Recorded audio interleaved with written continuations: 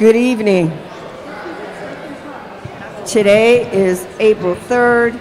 We are at Wilson School. This is a regular meeting,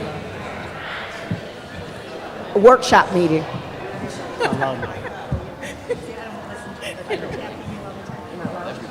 I'm telling him to turn it off. Could you hear me?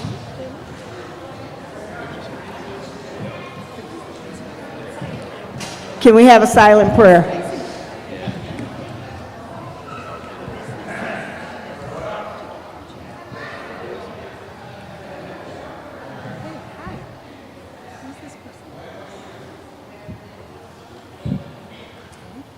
Starting?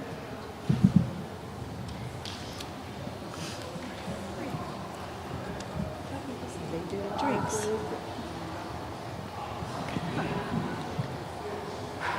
That's John Corral's son. Commissioner Serrano-Adorno, can you lead us in the pledge? I think we have kids. We have kids. Where? You have kids? Yes, I have some students who are coming in to do it. Let us know. Sorry. Can my Wilson Wolves step on up? Sure. She could do it for the regular. Hello, Wilson Wolves.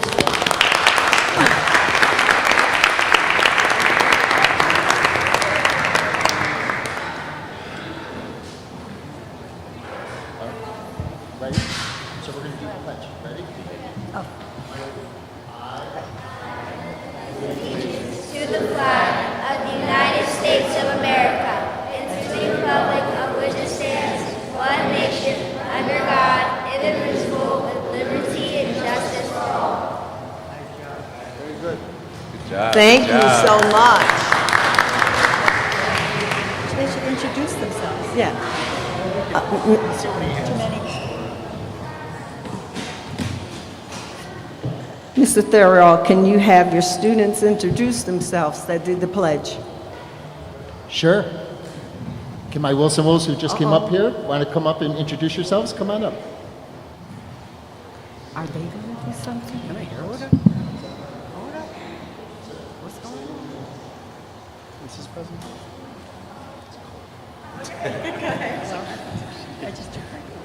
My name is Grassi. My name is Nicholas. My name is Cecilia. Yeah, she's. My name is Amelia. Thank you for being here. Oh, thank you. My name is Jacob. My name is Alina. My name is Leah. Leah. My name is Amaya. Say it. My name is Khaleesi. My name is Elias. My name is Giovanni. Second grade. Well, come on. No, come on.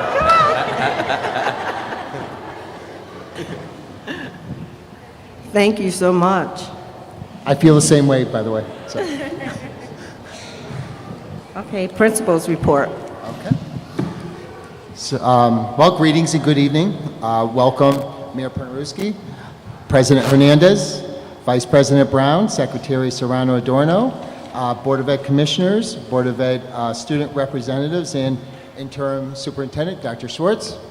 Thank you for being here tonight. So, as most of you know, this is my second year here at Wilson.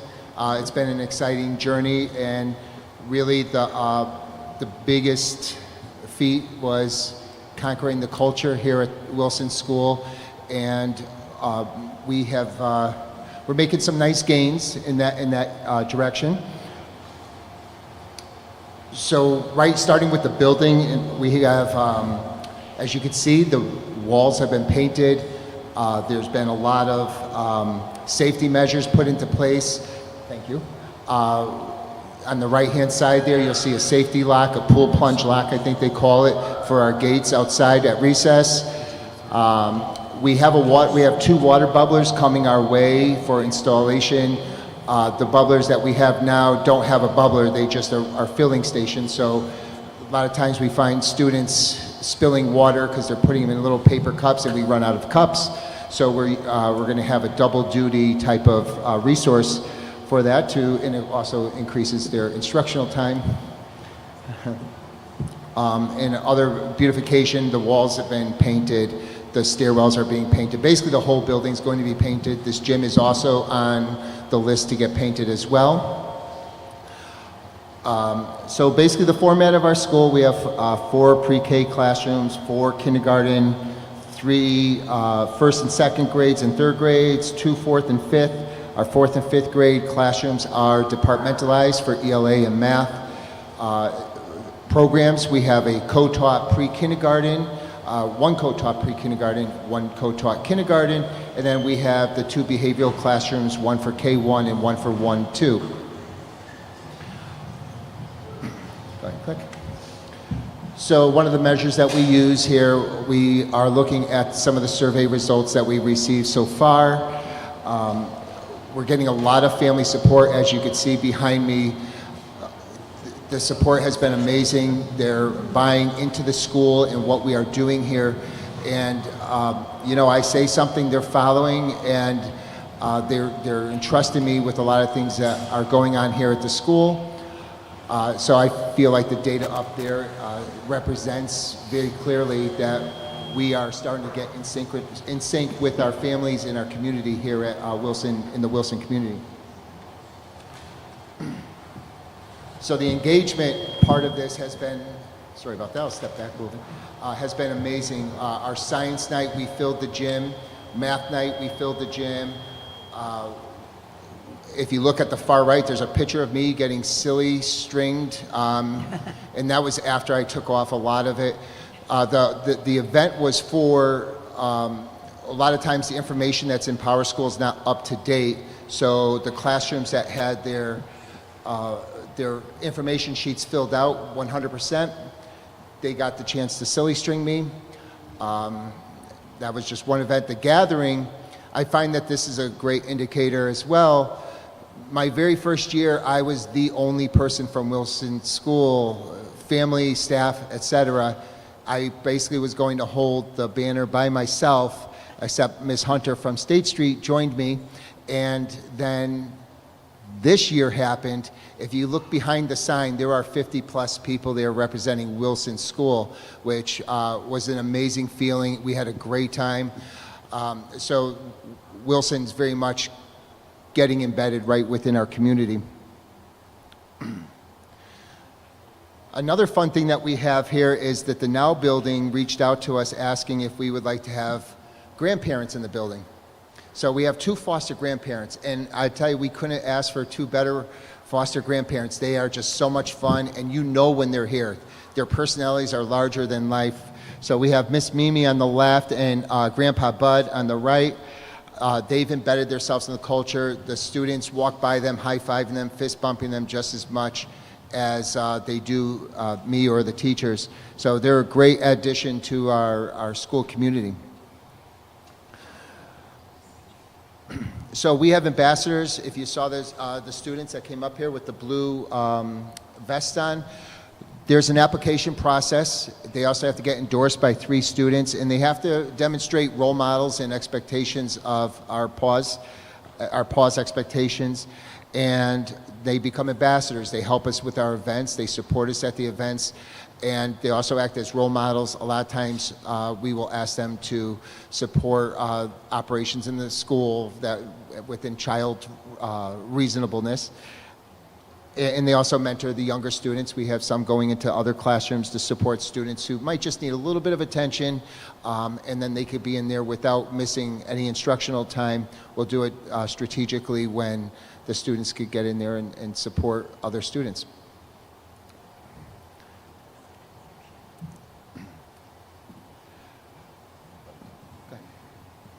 So kind of on the same topic of building student leadership, we've also partnered with Waterbury Career Academy.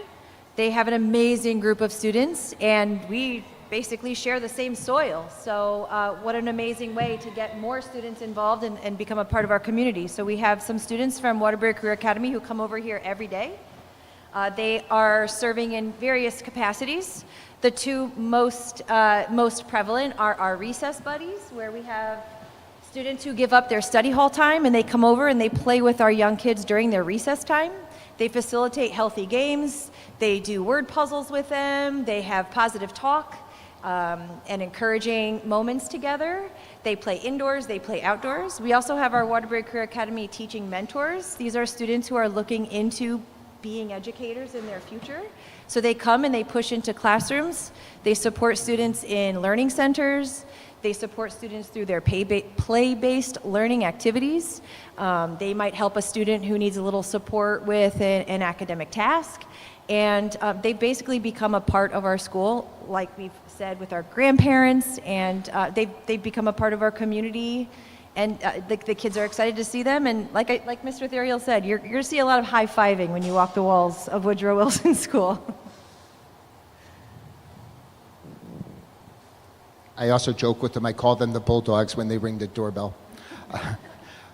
So celebrations is another way that we've really kind of amped up. So we have student of the quarter.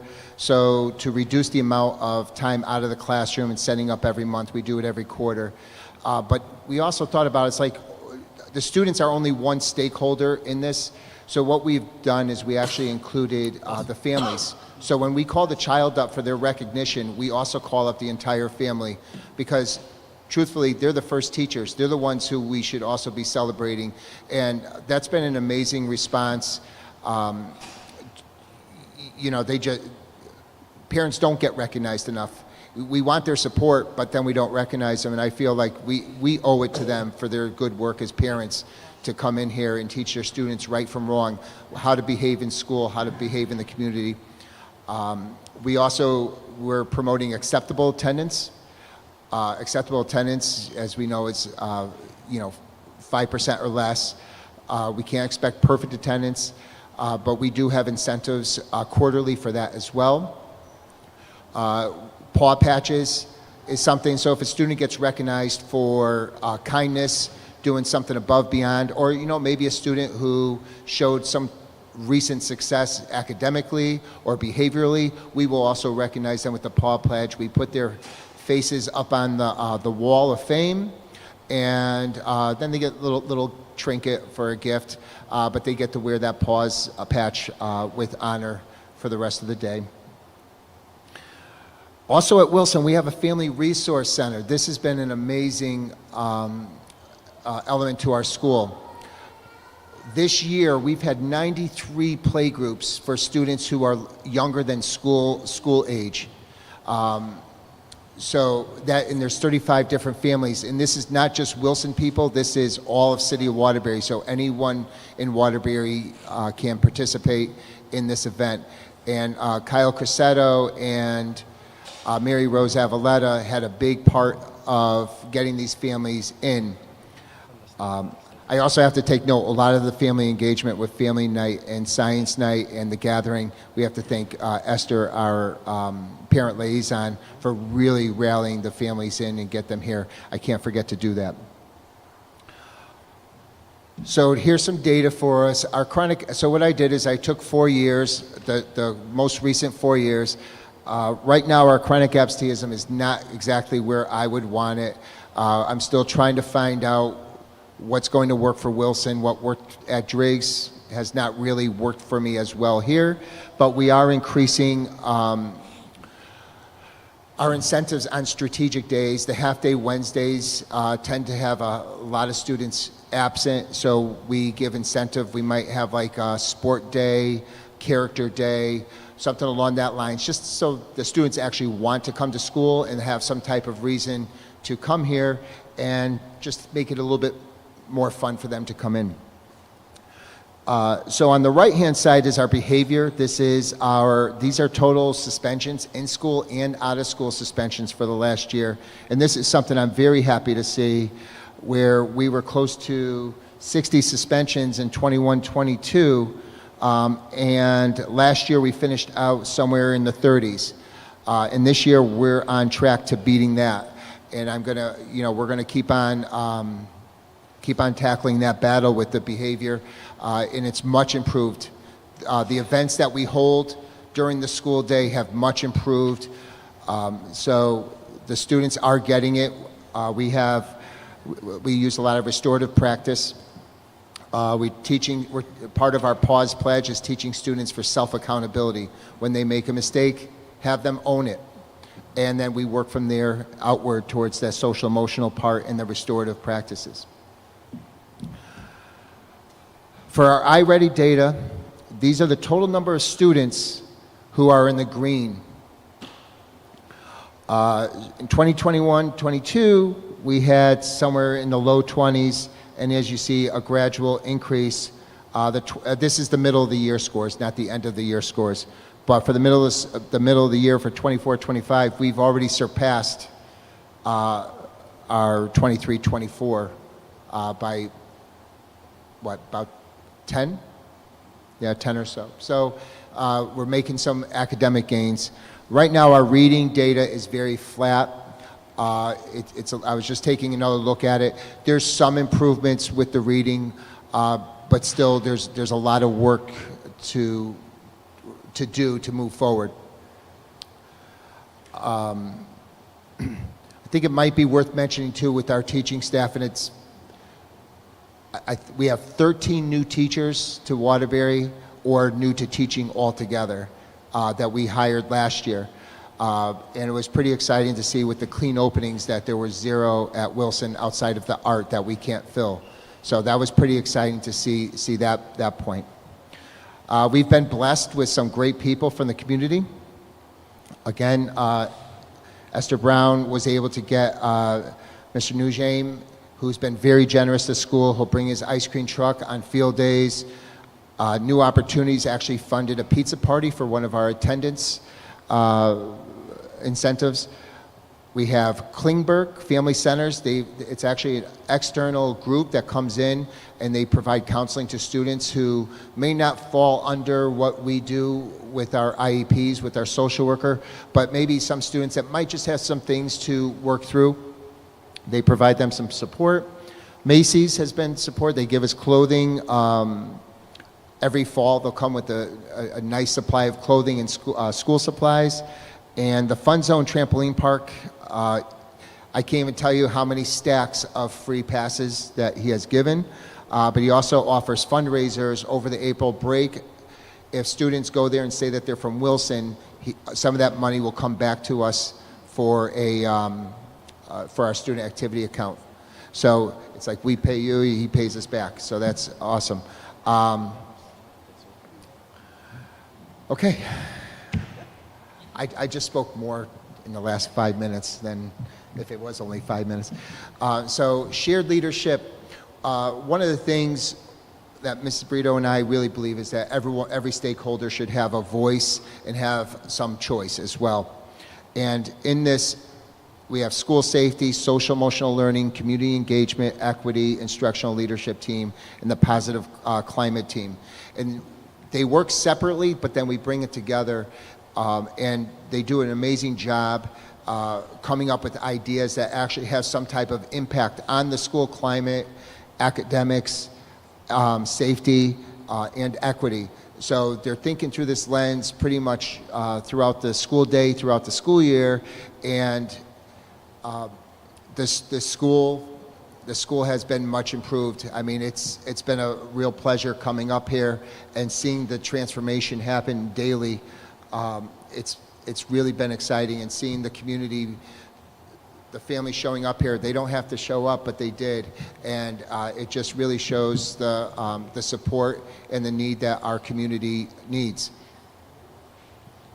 One of our professional shared leadership teams actually played a huge role in getting these beautiful posters from around the world. If you were able to walk in down our hallways, you would see them hanging up. These posters represent children from all different cultures all over the world, and they were given to us through an outreach program from our equity team. They reached out to Gary Besharat, who actually free of charge donates these images to schools, and so our equity team was able to make that happen and get them here at Wilson. So I just wanted to share that. At this time, if I could have my Wilson staff just take a quick stand so I could thank you publicly for being here.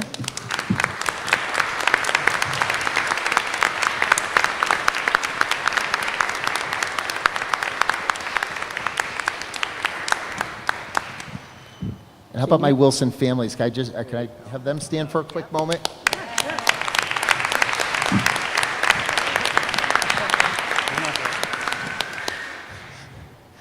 They don't want to be associated with me, so. One last thing, if it's okay with the board, I have Mr. Karuk, our music teacher, and Mr. Mudri, one of our first grade teachers, who would like our students to sing a song, if we have the time. Yes. Okay. All right, Mr. Karuk, Mr. Mudri, and students.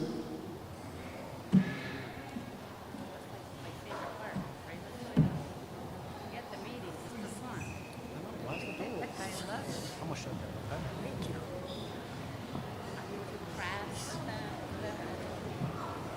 Oh, they're going right up to the stage.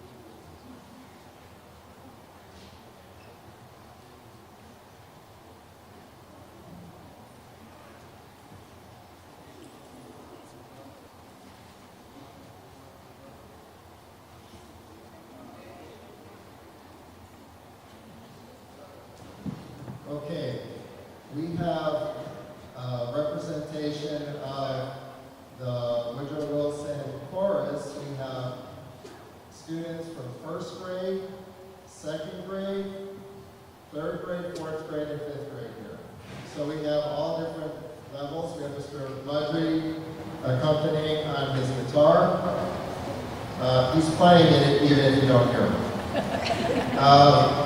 And we have one student, Alina, in the middle here. She will be singing a solo in the middle of the song. So she will need a mic.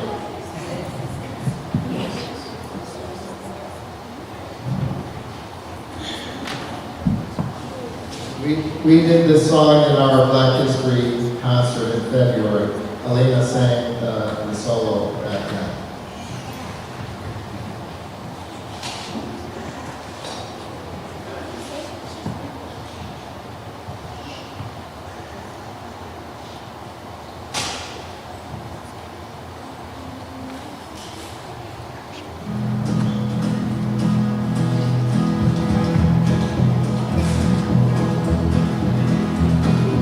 This little light of mine, I'm gonna let it shine. This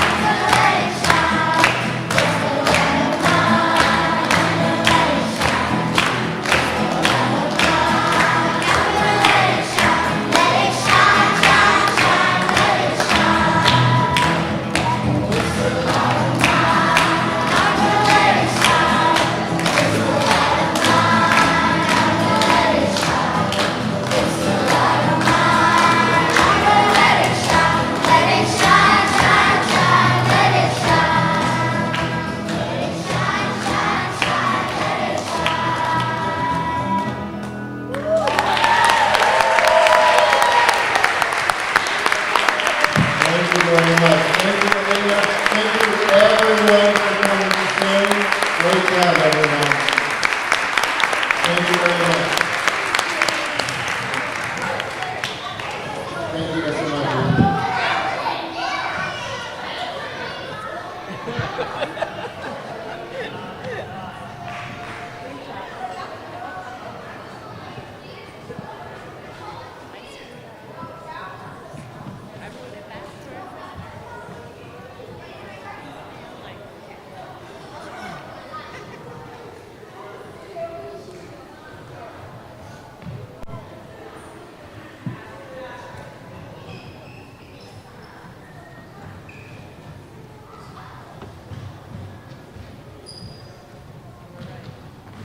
Questions?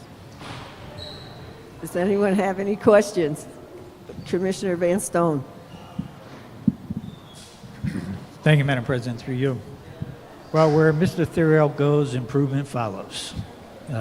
Wherever we place you, things just rise up. So I want to thank you. But it sounds like you're very appreciative of your staff and the parents, your community partners, and it seems like you're really bringing things together. It never fails when we come to Wilson School. We do get a stage show, so I'm very glad we got another one this year. But I want to talk a little bit about your I scores. Those are not easy metrics to change. Well, they're easy to go down, but to move them forward is a very difficult thing, and that's amazing improvement. That's a great job. That's showing things are falling into place. This is one of the better parent crowds I think we've seen in a while. So I appreciate the parents for coming out tonight. And I appreciate the teachers too, because I know the last thing you guys wanted to do at 4 or 5 o'clock this afternoon was come listen to us. So I thank the teachers for coming out tonight. But great job. And like I said, it seems like you just have this magic wand that you bring people together and things change. So I really appreciate you. So thank you. Thanks a lot. Thank you. I appreciate that. Well said.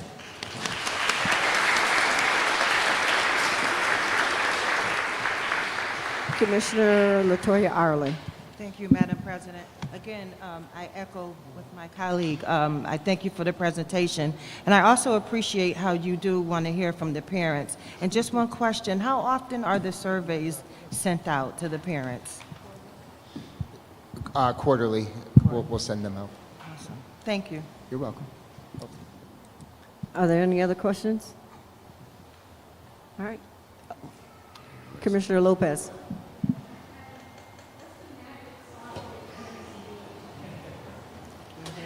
I could tell you a long story, but I'll keep it short. I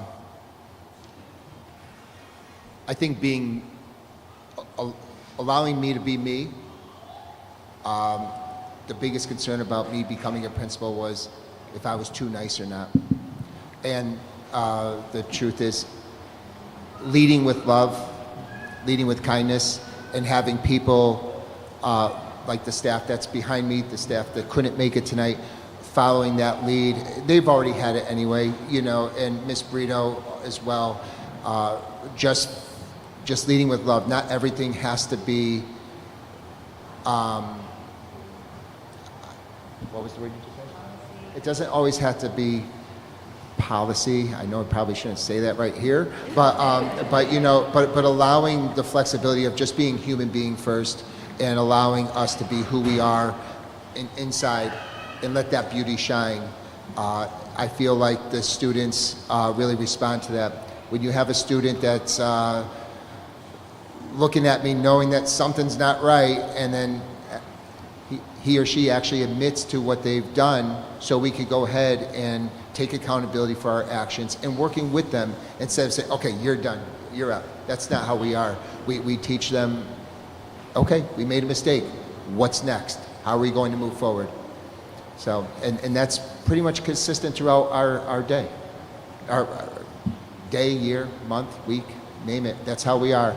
And that's why I'm very proud of this staff, because they have accepted that part of me, and which makes it easier for me to go forward with that same type of lens. Yeah, the staff has taken on beautiful people.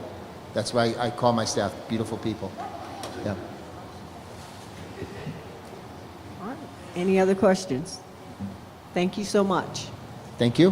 Thank you, everyone. Thank you for coming.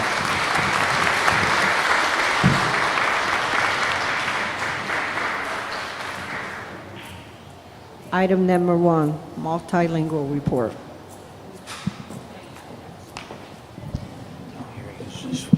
There are no public speakers today. Thank you.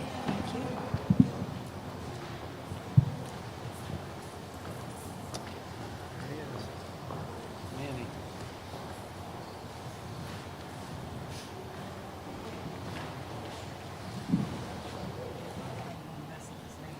Good evening, Mayor Pernutsky, President Hernandez, Vice President Brown, Secretary Serrano Adorno, Commissioners, student representatives, and Interim Superintendent Dr. Schwartz.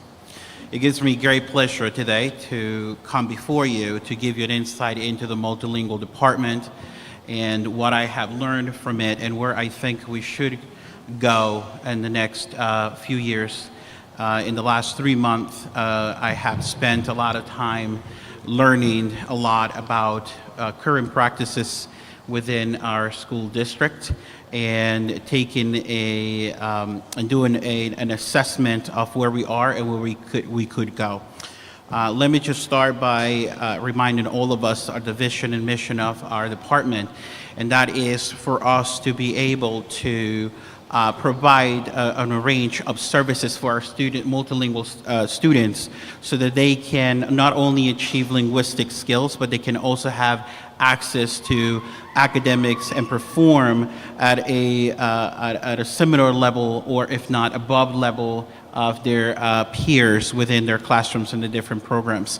And we recognize that we cannot do that alone by a department, that we need to create strong relationships not only with parents, the community, but we also need to build strong relationships with those who are in front of our students, which are the teachers and administrators. Does not work on here. Here is the current offerings that Waterbury has in place to support our multilingual learners. We have bilingual classrooms, programs, different elementary schools, 4 of them, Hopeville, Chase, Walsh, and Chase. We also have bilingual programs in the 3 middle schools. We have ESL support services in all schools from kindergarten through 8th schools. We also have a dual language program at the international school. In addition to that, just so you know, once a student has exited services from the bilingual services, we label them as LTSS. That still is a program that is being addressed by our district, but it's just a continuation of the bilingual program in a different format. And also to the right, you will see that we have the LEP students. Those are the students, a group of students whose parents have not consent for us to provide them services. And on the far right corner, you will see that it's the exit criteria. We are mandated to assess our students' linguistics every year to make a determination if students are making progress. And the state gives us a specific criteria to determine if students can exit multilingual services. It is only when they meet this criteria that we stop all types of services for our students. Something that I want to bring your attention to is the enrollment threats that you see over the last 10 years. It seems that we have almost doubled the amount of students who require our multilingual services. The increase over the last 3 years has not been drastic, but I have to tell you, since I took over this position, I do get a report every Friday, and the number continues to go up 1 week, down next week, up again. But it's always has been between the ranges of 4,040 students to 4,060, which is what we currently have as of last Friday. These are the numbers broken down into the different programs that the district has to offer. We have one number that I want to call your attention to is the ESL programs. We do have, the majority of our parents are choosing ESL services as a program for their students. And it is, as you can see, one of the highest numbers across the whole district. The K through 5, you see it says bilingual and DL. DL stands for dual language. Only the K through 5 number includes bilingual students and the students currently enroll at the international school. For 6A, 9, and 12, we do not offer dual language program at this time, though we know that the Roberto Clemente International School will hopefully grow all the way to 8th grade in the future. Just so you all know, there are 57 languages spoken across from students across the Waterbury Public School system.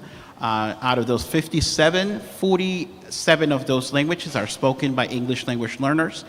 Spanish continued to be the top language, followed by Portuguese, and then Albanian. Not so far behind, we now have Haitian Creole with 53, and then we have also Arabic and Urdu, but it's not a substantial amount, as you can see for the top 3 that we have there. And in the spirit of having students with so many different languages, the State Department of Education created what we call the Seal of Biliteracy.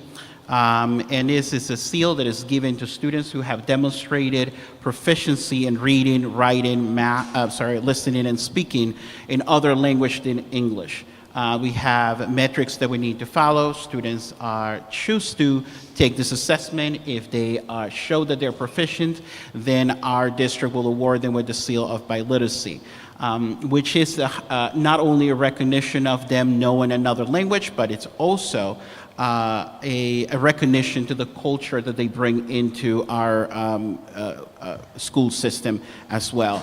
And it also empowers them to place this within their resumes, so that when they go and try to apply for a job, it is part of their resume. It's given to any student from 10th grade to 12th grade. The seal and the ceremony is only held for our senior students, but we begin testing on grade 10th. If you can see the statistics, the Seal of Biliteracy has become quite popular here at Waterbury. Back in 2023, we had 193 students, then that dropped down to 178, and I have to say that the committee has done a phenomenal job actually going out there and spreading the word about the Seal of Biliteracy. And as you can see, and I said we're expecting more than 225 students to receive the seal, and I only said plus because we're still working on some students completing their assessments to make a determination as to how many we will have. We have 15 plus languages that they will be given. Some of our students have taken the assessment not only in one language but 2 languages, and so they will receive the Seal of Biliteracy not only on 1 language but could receive it in 2 and even 3 if they choose to. I want to also give you an insight into the curriculum framework that we are utilizing here in Waterbury to support our students. At the top, you'll see the dual language international magnet school, and the bilingual programs use similar instruction curriculum, which is Benchmark Advanced and Benchmark Adelante. There's a version in English and Spanish, and our hope is that students are able to transfer their skills from one language to the other in the bilingual programs, where in the dual language program we want the students to become biliteral, which means we want them to have be able to read, write, speak, and comprehend in both languages by the time they leave the dual language program. For our ESL services, in the K through 5, we're using Benchmark Express. And then for our middle school and high school, we're using SABA's ILET 20 and My Perspective. There are many embedded shelter instruction strategies within these programs that support our students. And so we truly believe that by having this framework to work with, we will be able to support our students, not only linguistically, but also academically. Some of the highlights, as I mentioned before, the International Dual Language School now is a pre-K through 4th. We'll be adding a 5th grade next school year. We added a bilingual site at Walsh, currently kindergarten through to 2nd grade. The number of students earning the seal of biliteracy continues to increase. As part of the needs assessment, I have visited and met with all principals in 31 schools. I have heard from them. I have visited the teachers as well, met with groups of teachers already. There's 55 classrooms. I just recently visited 3 more classrooms at Crosby High School this past Wednesday, so that would be a 58 classrooms at this point.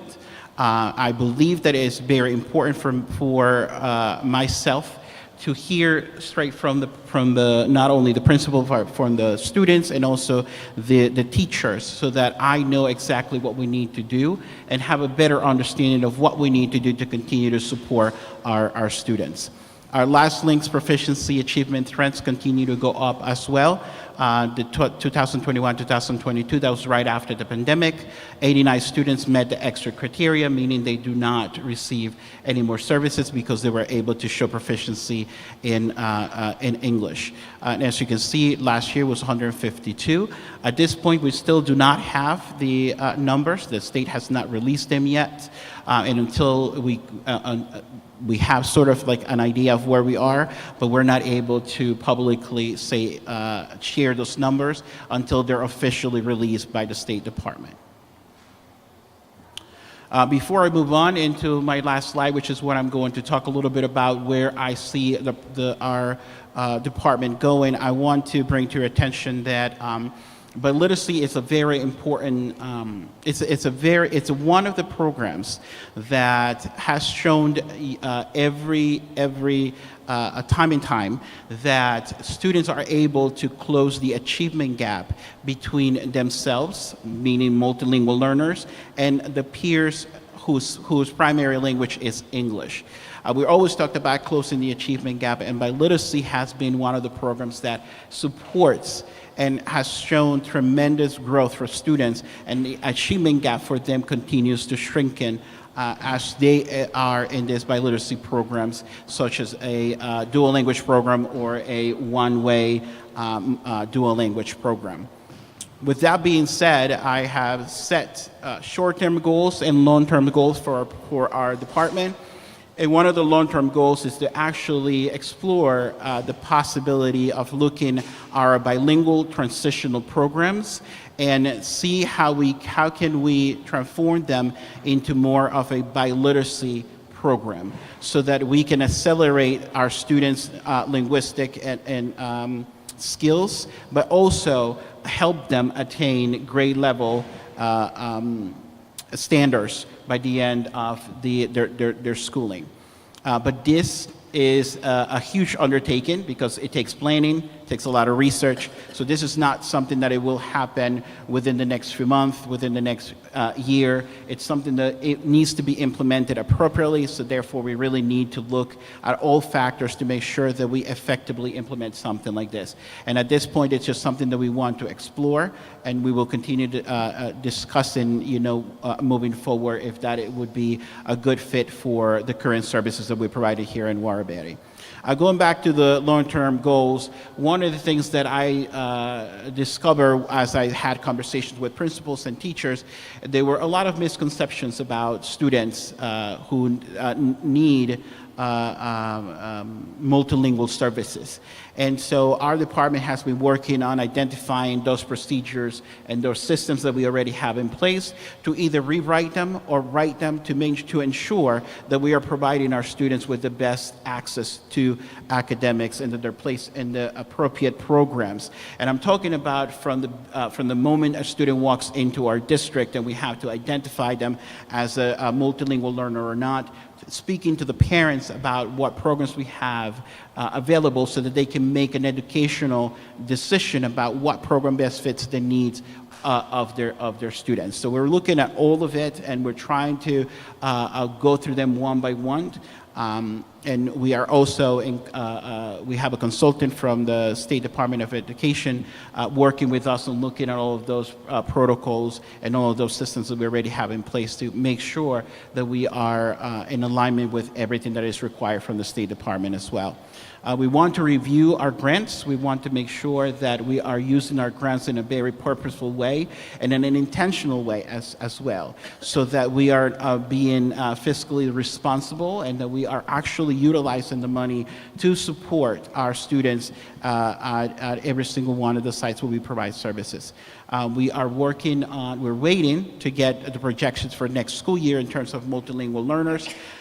To create a plan so that we can lessen the caseload for ESL teachers and bilingual teachers. We want to also look at what are some of our parents' needs so that we can create a series of workshops to deliver at different school sites to inform our parents. And it might be that we just start with just talking to them about the different programs that Waterbury has to offer so that they can continue to make the right decisions for them. We are in the works with Human Capital about recruiting bilingual teachers. As a matter of fact, we're going next Monday to Southern Connecticut State University to Job Fair in the evening to talk to some of these teachers to attract them to come to Waterbury. And then going back to the long-term goals, we also, in the spirit of working with Connecticut State University, the Human Capital already has a plan in place to create a partnership with them so that we can give our students who are seniors an opportunity to do an internship here in Waterbury. We have hit some walls because this program has been piloted in other districts, and they're still waiting for the results of those. So the state is not approving any partnership at this point. They want to wait for the results to then begin to move it forward. But we are in contact with them, and they know that we're interested in doing something like this in our district. And then last but not least, which I think would be one of the biggest undertakings, will be shifting our mind for all instructional staff from that the shelter instruction is for everyone and not only for multilingual learners. We need to all understand that shelter instruction benefits every single one of the students you have in front of you. Shelter instruction strategies are high-quality instructional practices that you can use that would help reach all your students in your classroom, and therefore you will be able to attain and get the outcomes that you want for all your students in your classrooms. And with that, any questions for our department? Does anybody have any questions? No? Commissioner Lopez. The last piece that you were just mentioning about you saw the graph of the gap. So was that comparison to other Waterbury Public School students, or was that just general nationwide numbers? That is general. It's just a study that was done, that has been done and it has been repeated a couple times. So what they have done is nationally, they have compared the different programs that we have available for multilingual learners, and they measured the outcomes for all of them, and they have determined that time and time when they do the study, the biliteracy programs are the ones that come on top in terms of closing the achievement gap between multilingual learners and those whose English is their first language. Thank you. Any other questions? Vice President Brown. Thank you, Madam President. Good evening. Good Thank evening. you for the very detailed presentation. I think I met you at the reading. Yes. Read Across America. Correct. So it's nice to meet you. Nice to see you. I'm just curious, in terms of the, working with the parents, I think is critical. And do we do that now for every student who is in these programs? Is there an assessment for them to go into the program? Correct, yes. There is a protocol that we follow that the state actually has given us all the guidelines for it. So when our parents show up, our welcome centers, our assessors do the language assessment for them, and depending on the result of it, then a student gets I don't like saying label, but the student gets Placement. labeled as a multilingual learner or not. And then it's up to the parent to decide what type of program they want to go into. So we're working with our assessors to make sure they have a good, a well knowledge of all the programs, so that when they are having those conversations with our parents can make the best decision for their children. Does that apply to the preschool program as well? It is applied. It is not. So the state doesn't require us to do assessments in preschool. They're kind of optional. And the thinking behind that is the fact that students do need to go through some schooling. And when you are still in pre-K, you're still developing a lot of your oral language, and you're still developing a lot of those English skills that you need to be able to be functioning in a kindergarten. But once they leave their pre-Ks and they go into our kindergarten classrooms, we do the assessments, and then we begin to provide services then. Okay, thank you. You're very welcome. Any other questions? Commissioner Lopez. Sorry. All right, so the numbers for the kids that are looking to have that seal has increased. What do you accredit to that increase? So, in the meetings I have had with the committee, it seems like students are talking to each other, and we have had a lot of last-minute students trying to do the assessment. I do think also that the committee, we have a representative of each one of our high schools, and I think that they have done a tremendous job getting the word out through announcements, talking to parents, talking during their classes, going into other classes to advertise the program. We do have, during the month of March, information sessions that the students are invited to, and where we explain what the program is all about. And this program is not only for multilingual learners. Any student in the District of Waterbury could take this assessment. We reach out to WAMS, we reach out to Career Academy, to many other schools to make sure that everyone has the information they need to ensure that students want to pursue the seal of biliteracy. Thank you. You're welcome. Thank you. That's it. Thank you very much. I greatly appreciate the opportunity to talk to all of you, and we'll continue. We'll look forward to continue to work together. Thank you.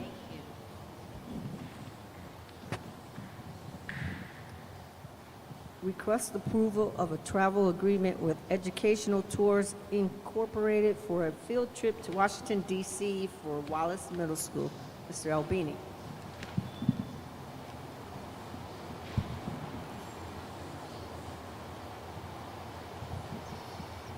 Greetings and good evening, Mayor Pernaruski, President Hernandez, Vice President Brown, Secretary Serrano-Adorno, Board of Education Commissioners, and Interim Superintendent Dr. Schwartz. The Education Department respectfully requests your review and approval of a travel agreement with Educational Tours to provide Wallace Middle School Academic Academy students to a 3-day field trip for 35 students and accompanying chaperones to Washington, D.C., which includes transportation, motor coach transportation, hotel lodging, all meals, admissions to the sites through the tours, and the activities. The trip will be a 3-day trip from June 11th, 2025 to June 13th, 2025, and all expenses are covered by in-kind support of the Student Youth Travel Association, the Youth Foundation, and American Experience Foundation. Are there any questions? Commissioner Anthony Arlen. What program is this? This is the Academic Academy, which begins with grades 4 and 5. That is part of the Wallace Middle School. Okay. 4, 5, 6, 7, 8 before they go into Crosby. But this is the Academic Academy, the Wallace Academic Academy. Wow. Okay. Thank you. Yep. I think you meant how they're getting it. You mind if I ask? Nick, I think he also may have been asking, but this could be just me chiming in, is how are they getting it for free? I guess is. This is completely in-kind donations by these 3 organizations. They completely fund this, part of Educational Tours. As I said, it's the Student Youth Travel Association, the Youth Foundation, American Experience Foundation, They completely fund this as part of the DC Rite of Passage, they call it. So it gives an opportunity for these students to get to Washington, D.C., who might not have a chance to get there and see all the wonderful historical sites that they have, and they have free admission to all those locations. Commissioner Orso. Hi, I think, hello? I think this is a great program. The only thing, how did they apply for a grant or something to these organizations? How did they? That I don't know. Yeah, I know. I believe Supervisor Melinda Grove is here, who can add a little bit to that, to answer your question. Thank you. It's a great opportunity for the students. You look at the chaperone now? If you need any extra chaperones, I'll be available. All right, I might give you a call. Hi. Yeah, this was part of our long-term plan, and over the summer we happened to be searching for other things, and we came across this opportunity. It sounded like a perfect fit for our program, so we've been in contact, since the summer with the Student Youth Travel Organization. It's a national organization that works with all sorts of tour companies across the country, and they give out this DC Rite of Passage to one lucky school in the entire country. And so we applied, and we were just very lucky to get it. So we're thrilled to give our students this opportunity. It's something that we did not anticipate being able to do so quickly. The cost per student is approximately $1,000 per student, which was cost prohibitive at this point. And so this is providing an opportunity that was beyond our wildest dreams this year. That's great. Happy for the students. Thanks. Me too. I have a question. So is this a mixture of all the grades, 4th, 5th, 6th, 7th, 8th, or is it a specific grade level? Only 8th grade. Only So it's 8th kind of grade. a culminating middle school experience for them. Any other questions? Commissioner Arlen. I just have a quick question. Is this the Washington trip that was happening before COVID, when the 8th graders were going to Washington at one time, but it had stopped? I know some, I believe North End had gone. I don't remember our other groups. I don't know if it was the same program, but there are various schools that went to Washington, D.C. Now, whether they were part of this, I'm not sure. Yeah, I believe that this is the first time that Waterbury is participating with this particular organization. Okay, thank you. I had a break for myself. Any other questions?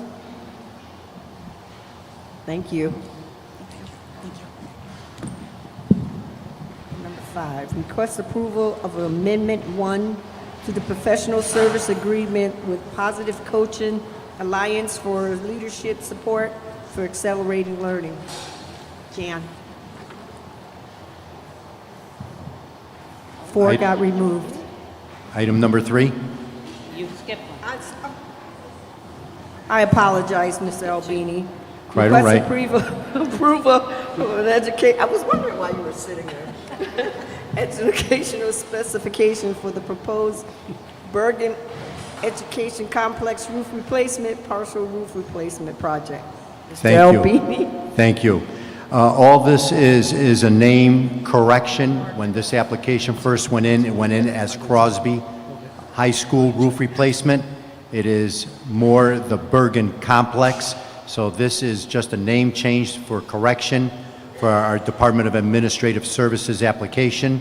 It is the roof replacement for both Crosby and Wallace. So it's the Bergen Complex. Any questions? Thank you. Thank you. I gotta stop. Mark it. Okay, item number 4 is being removed from the agenda for further review. We're moving to item number 5, request approval of Amendment 1 to the professional service agreement with Positive Coaching Alliance for its leadership support for accelerating learning. Jan.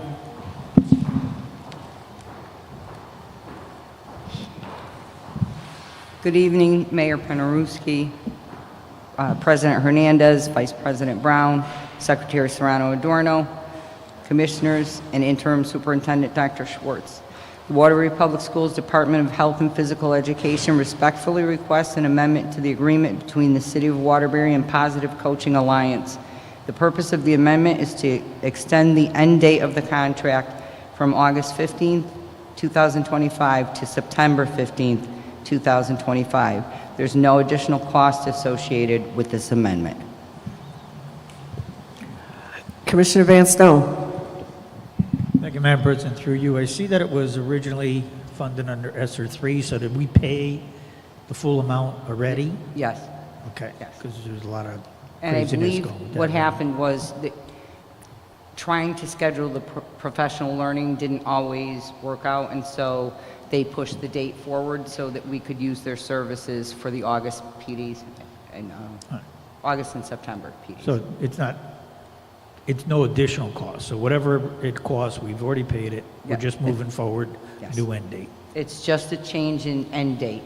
Got it. Thank you. Thank you, You're Madam welcome. President. Are there any other questions? Thank you, Jan. Item number 6, request approval of Amendment 1 to the agreement with New Opportunities Incorporated Muriel Moore Child Development Center for sub-grantee services under the School Readiness Program. Good evening, Mayor Pernaruski, President Hernandez, Vice President Brown, Secretary Serrano Adorno, Commissioners, and Interim Superintendent Dr. Schwartz. I am here tonight on behalf of the School Readiness Council requesting an amendment to a sub-grantee agreement between the city and New Opportunities of Waterbury's Muriel Moore Child Development Center. Muriel Moore has been a longtime partner through the School Readiness Grant. Late last year, the state was asking partner programs to expand their funded infant toddler spaces in the city, and Muriel Moore was awarded 4 additional infant toddler slots. The reimbursement amount for care for those children from January to June is an additional $27,000. They were also granted a small increase in their private provider payment, that's not easy to say, funding, which covers costs associated with running a child care program. So the total cost of this amendment is $27,689. I apologize for my omission. It should have been indicated in my executive summary. There is no cost to the city for this amendment. These are state grant dollars coming through the city from the School Readiness Grant Program. So if there are any questions, I'd be happy to answer. Commissioner Van Stone. Hey, Madam President, through you, I think I just need a little clarification. It's an additional $27,689, and it's the Child Readiness Grant, right? School Readiness Grant. Yes.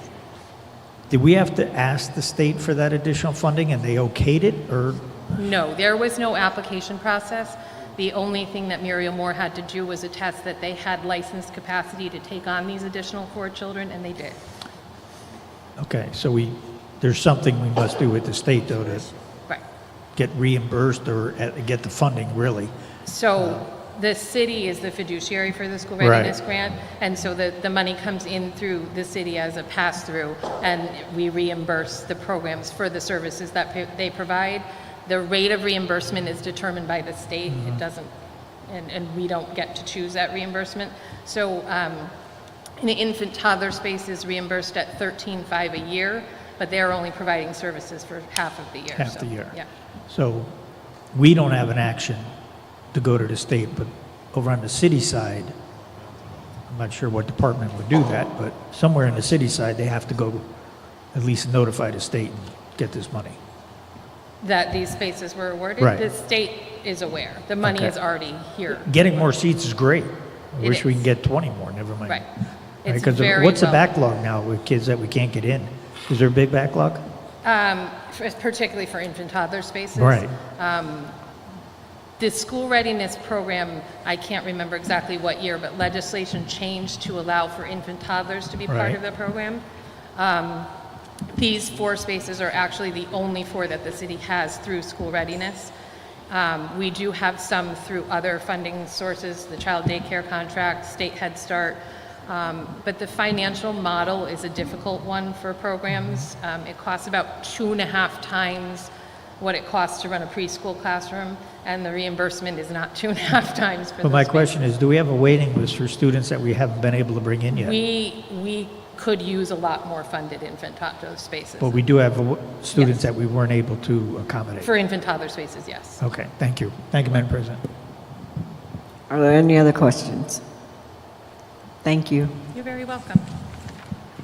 Item number 7, request approval of an agreement with Klingberg Comprehensive Program Service Incorporated, Raymond Hill School for Special Education. Mrs. Job. Good evening, Mayor Peranowski, President Hernandez, Vice President Brown, Secretary Serrano Adorno, Commissioners, and Dr. Swartz. Good evening. The Special Education Department requests the approval of the agreement between the City of Waterbury and Klingberg Family Centers, aka Raymond Hill School, which is an out-of-district special education placement. The agreement shall commence on July 1st, 2024. Obviously, we're now in April. We had to do some negotiating, and will terminate on June 30th, 2027. The agreement is at a cost of $943,822 for a 3-year term, and the amount comes out of the general funds. And I'm open to any questions. Vice President Brown. Good evening. Good evening. I just had a question. I scrolled down to the rates, and how many students are participating in this program? So this is for up to 3 students. 3 students for almost $1 million. Okay. So part of this program is to replace one of our current contracts that we are no longer going to be going through that was experiencing some difficulty, and they provide the supports and services, mostly mental health supports and services for some of our students that are experiencing a lot of clinical needs that are coming out of hospitalization, and it's very specific needs that they specialize in. A lot of related services are provided, and it's all built into the cost of tuition. Okay. And is this a boarding place where they sleep over and so forth? Is it year-round? No, this is just a day placement. It's a day program, okay. And what age group are we talking about? So they accept students in grades 6 through 12, but they also can go through the transition age of 22 if needed to help them finish their high school experience. And what kind of a reimbursement do we anticipate from the state with the excess cost reimbursement? So last year we were about 2.5 million in excess cost total for the city. So I'm hoping to be able to be in that ballpark as well. Okay. They haven't changed the rates. I know that we're really pushing with our legislatures. That's the goal. Yeah. Okay, well, thank you. Thank you. Commissioner Orso. Hi, Wendy. Hi. Did you say that this started July 1st of last year? Yes, but we currently don't have any students there, so we're still in the negotiation process until board approval, board of alderman approval. Okay. Commissioner Van Stone. Thank you, Madam President. Through you, thank Wendy for this presentation for this, and the costs are just amazing. I agree. And I don't even get surprised anymore, unfortunately. The only thing is a couple of things on this are, it says approval between the City of Waterbury and the facility. Is it facilitated on the city side like the previous conversation we had? Or is that Board of Education, City of Waterbury?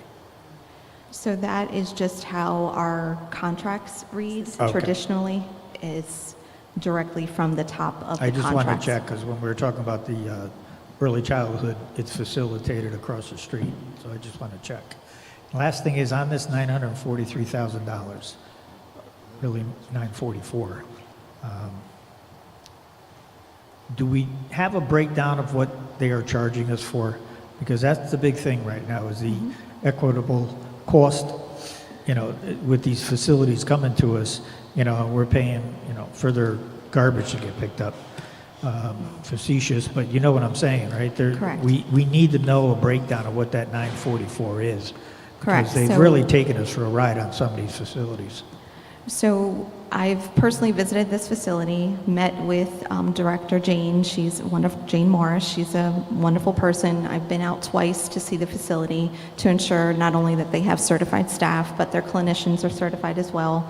The related service providers have the proper credentials. So we've been visiting our out-of-district providers. We do have a current rate sheet.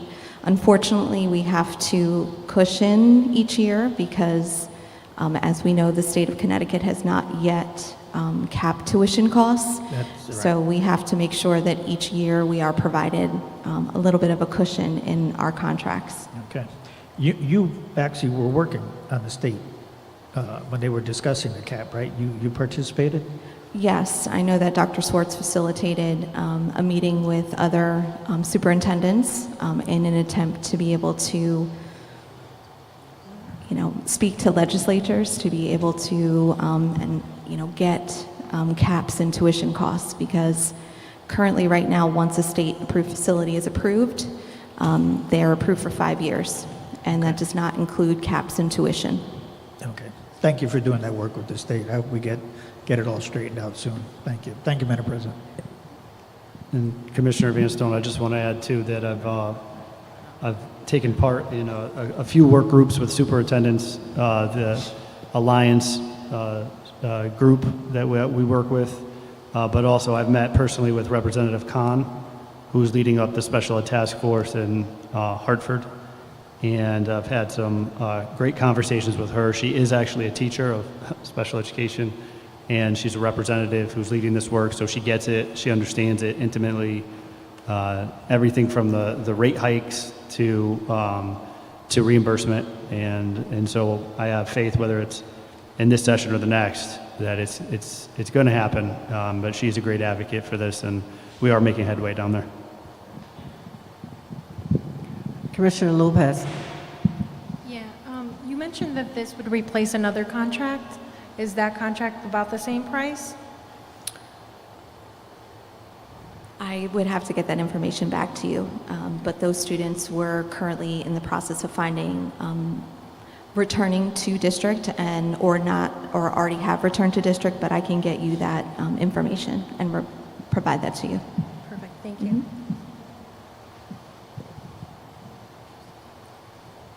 Thank you, Ms. Jones.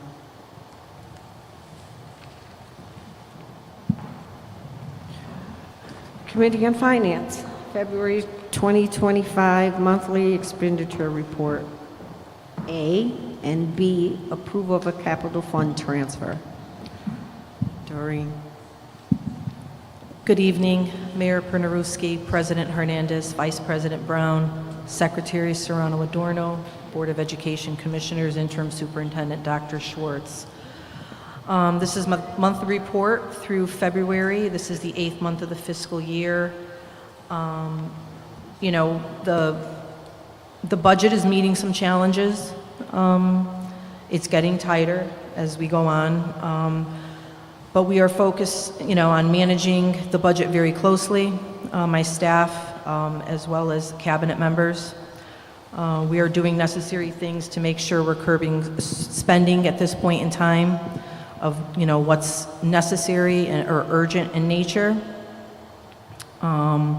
There's things like you can just hear, after Mrs. Johns left, special education costs, busing associated with that, utilities. Even though we have put in, new boilers and chillers, we are seeing the usage reducing, but we're getting additional fees. So it's costing our utilities to rise, especially on the electricity side.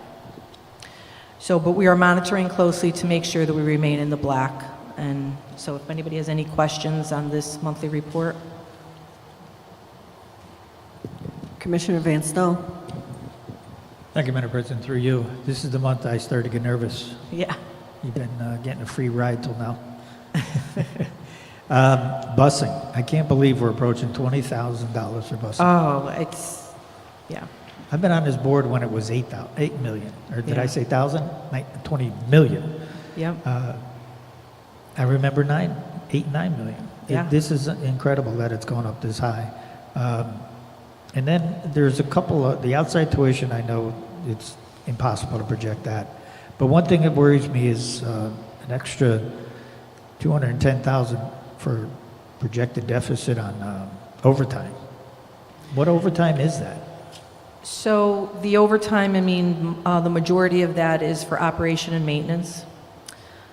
It's clerical. There's a lot of clerical overtime on the school level. We have put out memos just this week to make sure that there's only necessary and approved overtime.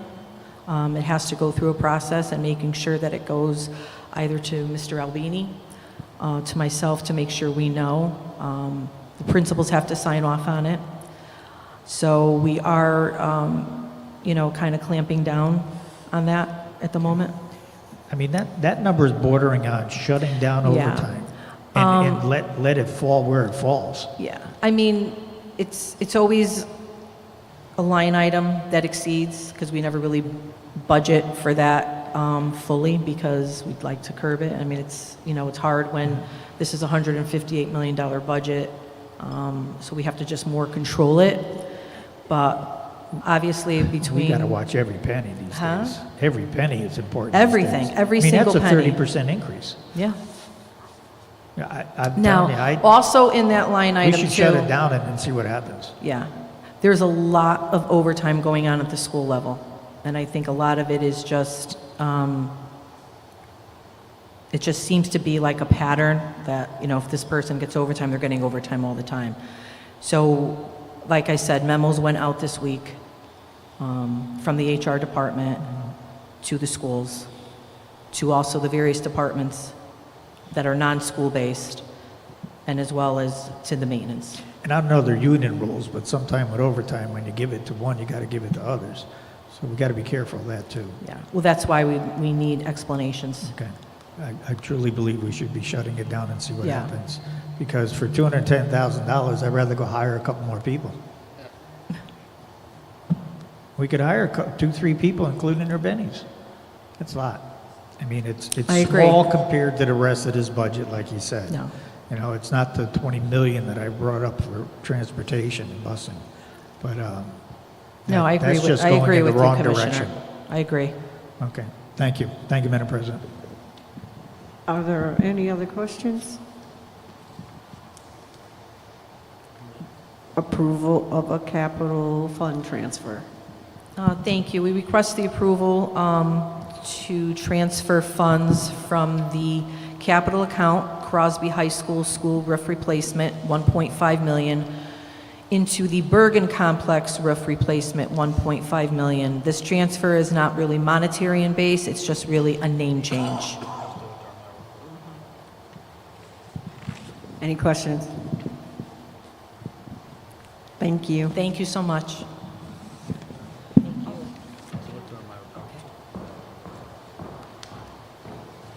Committee on Building and School Facilities. Use of school facilities by school organizations and/or city departments. Mr. Albini. Good evening, Commissioners. With the approval of the Committee on School Facilities and Grounds, the Superintendent of Schools recommends approval of the use of school facilities at no charge by the following 11 school organizations and/or city departments as listed. Any questions? I have a question. Vice Thank you. President Brown. Thank you, Madam President. Good evening, Nick. I just had a question. Why do the boost schools need permission to use the classrooms? Because isn't that part of their program? I'm looking at Bridge to Success. They want to use the classrooms at Gilmartin. Why do they need permission? Isn't it part of their contract as a boost school? Maybe Dr. Schwartz wants to Sure. respond to that. Yeah, so they still have to use the permissions because it's not our employees in the rooms, in the buildings with them, and we don't have a contract necessarily with Boost to do that. So whenever they use the programs, they still have to abide unless the policy changes about usage. even though they're part of our community schools, it still goes through the RFI process, and but they're technically not our employees using the buildings. I think it's worth looking at because they are a community school, they're our community partners. So I'm just surprised that they have to fill out these forms that they're there every day. So maybe it's something to look at. Unless there's a safety issue or an insurance issue or something. Well, sometimes, Vice President, it's just so We have it on the books. they have access to it and no one else could book Right. it. That's part of it. So it keeps from double booking, that when it comes into Sandy McCaslin, who books these, she looks at it and says somebody has already rented that for that afternoon for something, and then it prevents it from having two parties there at the same time. So it's not necessarily just permission, but it just clarity so that everybody has exclusive right for that and nobody can tread on that. Especially the auditoriums and the gymnasiums. Okay, thank you. Any other questions? All right. Item number 10, use of school facilities by outside organizations and/or waiver requests. Mr. Albini. Thank you once again. With the approval of the Committee on School Facilities and Grounds, the Superintendent of Schools recommends approval of the use of school facilities by 3 groups and organizations, subject to fees and insurance as required and listed below. Any questions? Thank you. Thank you. Interim Superintendent's update. Dr. Schwartz. Thank you. Good evening, Mayor Pernaruski, President Hernandez, Vice President Brown, Secretary Serrano Adorno, and the Board of Ed Commissioners. I had the honor and privilege to be invited to the Women's History Month celebration by Madre Latina, who hosted this at UConn Waterbury on March 25th. State Representative Jerry Reyes was there to also show support, and it was a great night. The room was packed and full, and we talked about not only FAFSA, but also admissions into college, and specifically UConn Waterbury and what they have to offer. So that was a nice event. So thank you to Madre Latina for putting that on for our students. The next slide, I also was happy to recognize our students at the Dr. Lawrence Shea Recognition Awards banquet. We had some amazing students there receive awards. Socorro Richardson from Williams received the Accepting the Challenge of the Year award. Diana Perez Castro from Crosby got the Youth of the Year award. And then we had Mikhail Isaacs from WCA and Subhash Harapal from Kennedy that they were able to receive the Attorney Eugene DeFranzo Marathon Man Memorial Scholarship. So congratulations to our students. It was another wonderful night of events. And if you look closely, you see some former educators in that picture. Wish Fest 25. It was a great event on March 28th. Several speakers that day that were able to engage students, and the theme for this year was Wish to Ignite Passion, Resilience, and Boundless Possibilities. We heard from some amazing neurodivergent learners. We were able to hear from Jack Horner, who was the paleontologist from Jurassic Park, that the Jurassic Park was, that paleontologist in Jurassic Park was basically mimicked off this guy, and he told the story of how he was dyslexic going through school, how he put up his report cards, they were basically all Fs, and so the kids got a kick out of that. But then he was winning the science fairs, and he was really you couldn't pull him out of the library because he was so interested in dinosaurs that he eventually worked his way up to getting an honorary doctorate degree from Princeton because he was so amazing at what he did. And it was just this tale of that in his 30s he realized, and he was diagnosed with dyslexia. And he had a funny quip where he said, they told me, you have dyslexia, so you probably have a hard time reading. And he was like, yeah, no duh. He's like, he hasn't read his whole life, basically. But he talked about how he used that for his creativity and his passion, and that when there's a will, there's a way, and it really resonated. He did with other speakers, resonated with a lot of students. And then it was great for the students to go to UConn Waterbury afterwards where they were able to go to small group sessions and learn about not just UConn Waterbury, but learn from industry professionals in collaboration with the Northwest Regional Workforce Investment Board. We had about 1,000 students attend. On April 2nd, we wore blue for autism awareness, and you can see our picture there. Obviously, our district supports not just students with autism, but all of our students, but on these days we like to show up and support our students with autism. I want to thank Nairi Toussaint and the College and Career Readiness Department for working with, again, the Northwest Regional Workforce Investment Board to get our name out there to more industry partners so that we can boost our internship and mentoring opportunities. And this is just one of those flyers that we're sending out to industry partners to try to grab them and get them in to work more with our students. And so we're on that path and that initiative to get more industry partners in the Waterbury Public Schools. I want to point out Choices Coaches of the Year award ceremony. For the first time in Waterbury, the nonprofit organization Hang Time will be hosting the Choices Coaches of the Year Cody Award ceremony to recognize coaches who serve as mentors, role models, and community leaders. The event will be held on June 7th at Rotella Magnet School from 5:30 to 8:30.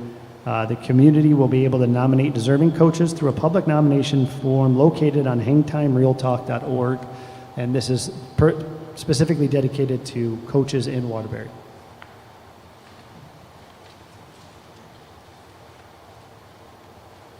I think robotics have made the most highlights this year, so we're going to keep talking about it because robotics has been invited to the Big E, not just to ride the rides or eat the corn dogs, but in West Springfield, Massachusetts, apple pie, you get all that. The competition is being held it's actually, we're in the middle of it, but the best of the best in New England were asked to compete here in front of over 5,000 spectators.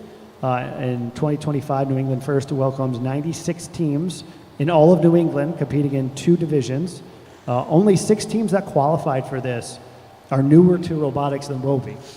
So that's pretty impressive. They rank 84th in New England. Their robot name is Poseidon, and we're wishing them the best of luck. Wow, that's great.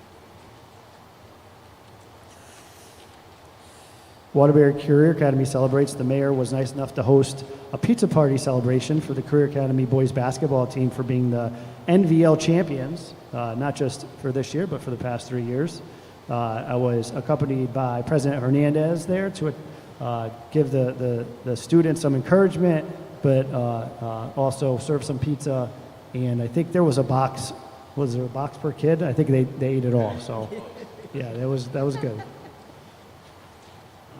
Last few, I want to recognize that on Monday, the district recognized Eid al-Fitr, and that commemorates the end of the holy month of Ramadan. And I know some of our schools were able to have a big feast on Tuesday with students, and so we had school off, but we had it off to celebrate and to recognize Eid.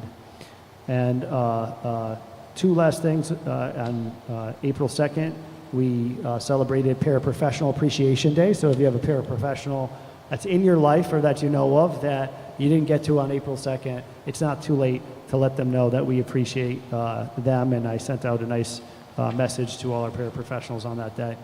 And then just lastly, I sent an email to the board regarding this earlier in the week, just to recap, and not sure if we have any questions on this. Maybe Doreen might have to come up, but last year in 2024, we had contracts aligned to ESSER ARP, specifically about our cooling centers in our schools, and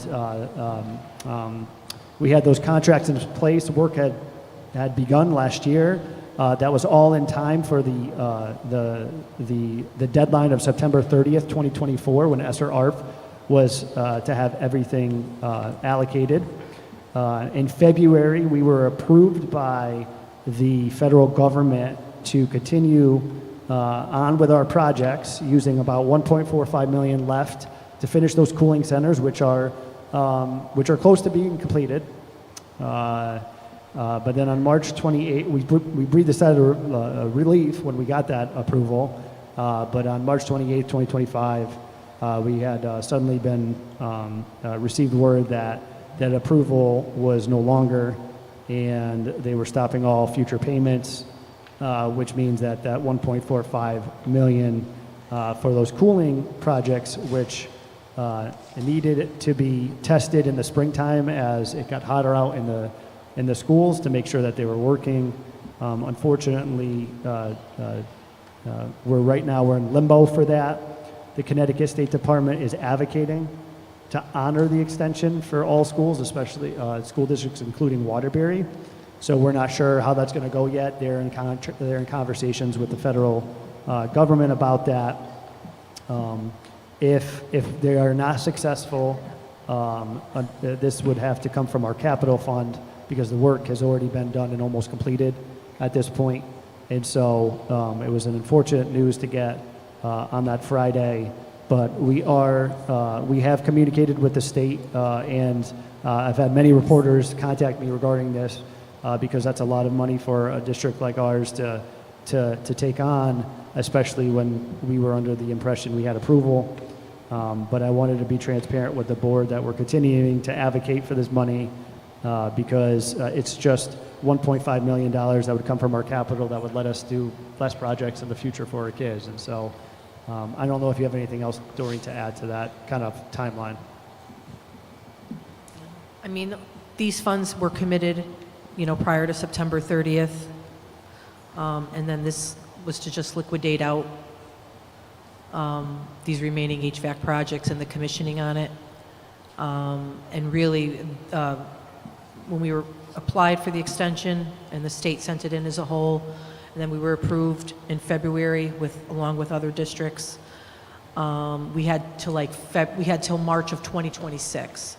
We weren't going to take that long. Really, everything should be completed by the end of May. That would be with the commissioning. So, pretty much we have this money spent. So, right now we can't draw down the remaining funds. Commissioner Van Stone. Thank you, Madam President. Through you, we always know we're gambling with any sort of grants that could disappear at any point in time. It's always a gamble. Now, we look at this, and yeah, it sounds like a lot of money, but we also received and spent about $200 million. So it's a pretty small piece when I look at that. Not that I want to spend it out of our own pocket, but it's the world of grants and funds like this. So it kind of is what it is. I mean, we turned around and we did throw $250,000 over, to our city scholarship fund. That's a quarter of what we're talking about. So in my book, it is what it is, and we'll have to deal with it. I don't know what, I don't see it being turned back on. I really don't. I'd be shocked. So we're going to just have to figure out a way to deal with it. I don't know what else to say. Yeah, I mean, we have a plan, our worst case scenario plan. I mean, it's not something that, we would want to dip into. We'd have to go into our Board of Ed unallocated. We're going to have to come back to the board to transfer the funds if need be, so we can get the vendors paid. It's unfortunate, but we're going to do what we have to do. I think we need to start preparing that it's not coming and figure out what we're going to do. Yeah. I mean, and then get a nice pleasant surprise if they turn it back on. Yeah. I don't know what else I could say. So thank you, Madam President. Thank you, Doreen. Oh, I'm sorry. Vice President Brown. If I could ask a question, Doreen. Do we have a legal document from the federal government saying that we had the extension? The state provided us the information, so the state is the one that applied for it. Okay. We had to submit to the state. So is the wording of that contract saying within available appropes, or was it definite, the amount of money was definite? Because it seems to me this is a break of a contract. It's negating on a funding stream that was allocated, and was authorized, and now they're just saying, oh, too bad, you can't have it. Something doesn't sound right. It's Yeah. outrageous, as a matter of fact, that they could act this way. How could we trust the federal government at this point if they could, at will, seem to just deny money? It's really outrageous. So I was just wondering if there is a legal binding contract somewhere that would disallow this type of activity. I mean, that's between really the state of Connecticut and the U.S. Department of Okay. Education. So the contract is not with the city of Waterbury, we're a subcontractor? Right. The monies flowed from the U.S. Department of Education to the State Department of Education, and then we apply for it in the EGMS system. Okay. The state's EGMS system. So the state is probably The state going is to the try to one make that's the case that that money correct. was authorized. Yes. Okay, thank you. Yep, you're welcome. Any other questions? Thank you. Thanks. Interim superintendent's notification to the board. There is no executive session. Can I have a motion to adjourn? Motion to adjourn. Second. All in favor? Aye. Opposed? Motion carries. We're going to go right into the special meeting.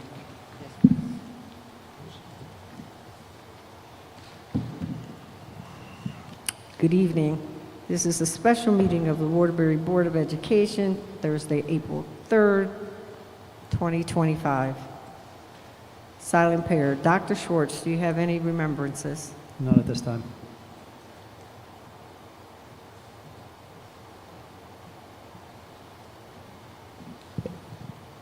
Commissioner Serrano Adorno, can you lead us in the pledge?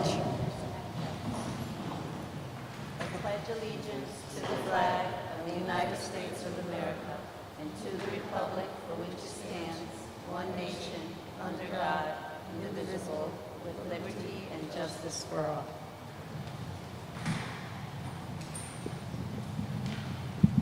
Vice President Brown, Present.